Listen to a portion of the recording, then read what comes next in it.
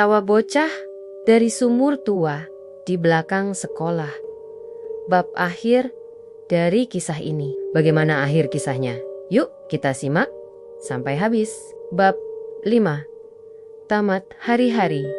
Setelah kunjungan ke rumah Rini menjadi masa paling berat dalam hidupku. Wajah pucat Rini, tatapan kosongnya, dan senyum menyeramkan yang keluar bersamaan dengan suara bocah sumur itu terus menghantui pikiranku. Aku tidak bisa tidur, tidak bisa tenang. Setiap kali aku memejamkan mata, aku mendengar suaranya. Kadang ketawa lirih, kadang bisikan singkat.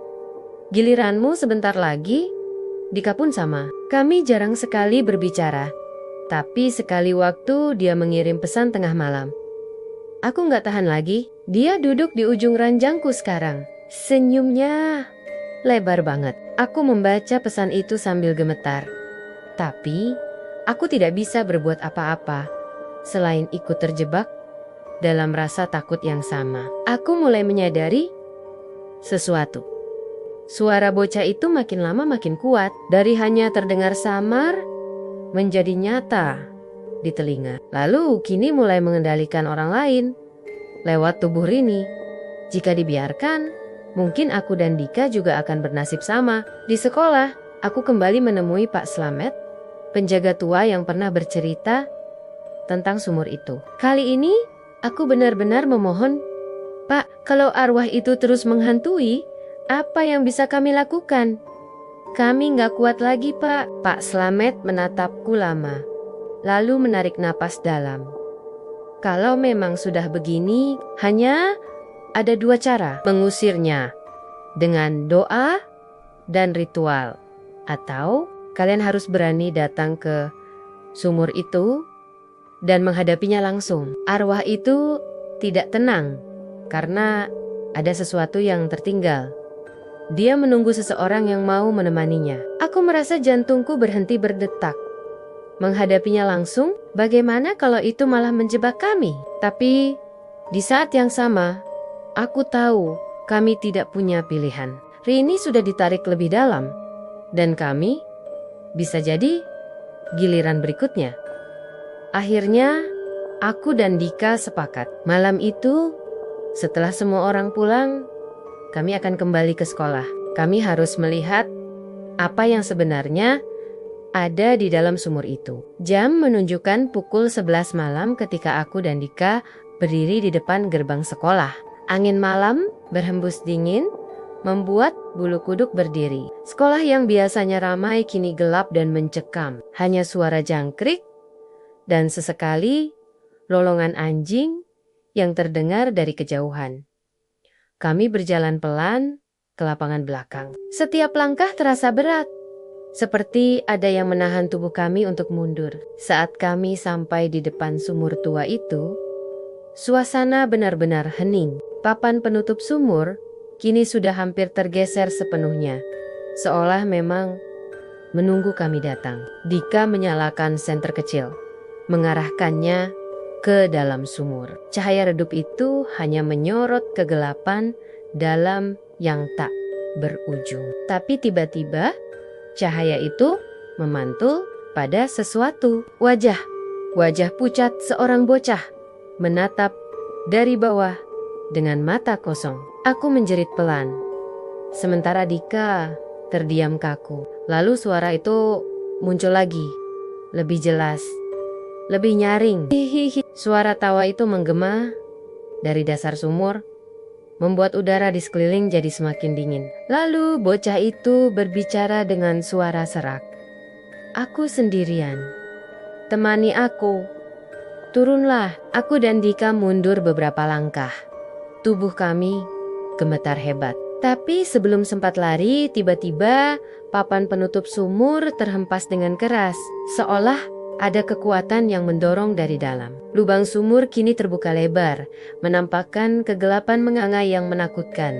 Dari dalam, terdengar suara cipratan air, lalu tangan kecil pucat keluar, berusaha meraih ke atas. Tangannya kurus, penuh air, dan bergerak cepat seperti hendak menarik kami.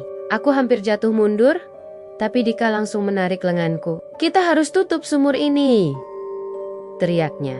Dengan panik, kami berusaha menggeser papan. Tapi papan itu begitu berat, seperti ada yang menahannya dari bawah. Suara tawa bocah itu semakin keras, bercampur dengan suara tangisan.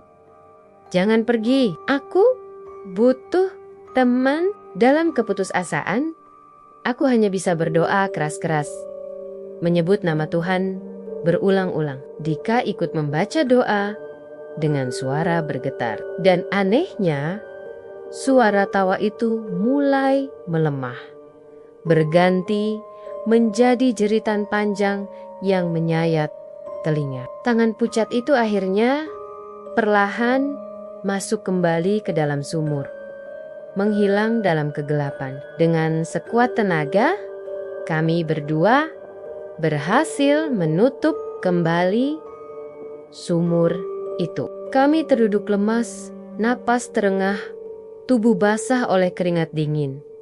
Untuk beberapa menit, hanya keheningan yang tersisa. Tidak ada tawa, tidak ada bisikan, hanya suara angin malam yang mengalun pelan. Sejak malam itu, suara tawa bocah tidak pernah terdengar lagi. Rini perlahan mulai membaik. Dia tidak lagi mengigau, tidak lagi tertawa sendiri. Tubuhnya mulai pulih, meski wajahnya masih terlihat pucat. Kami tidak pernah menceritakan detail apa yang kami alami.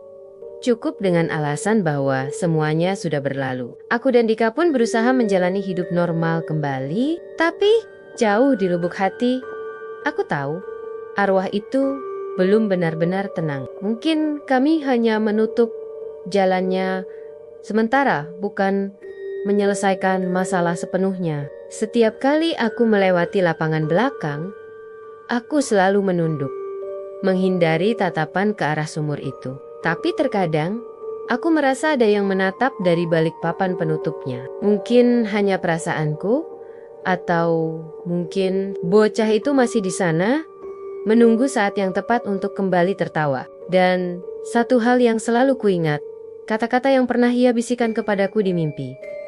Kalau tidak, aku akan menjemputmu. Aku hanya bisa berharap hari itu tidak pernah datang. Cerita ini mengingatkan kita bahwa ada tempat-tempat yang menyimpan rahasia kelam. Dan rasa penasaran bisa membawa kita pada hal yang tidak pernah kita bayangkan sebelumnya. Jika suatu hari kalian melewati sumur tua, jangan coba-coba mendekat, karena bisa saja ada suara tawa kecil yang menunggu kalian di sana.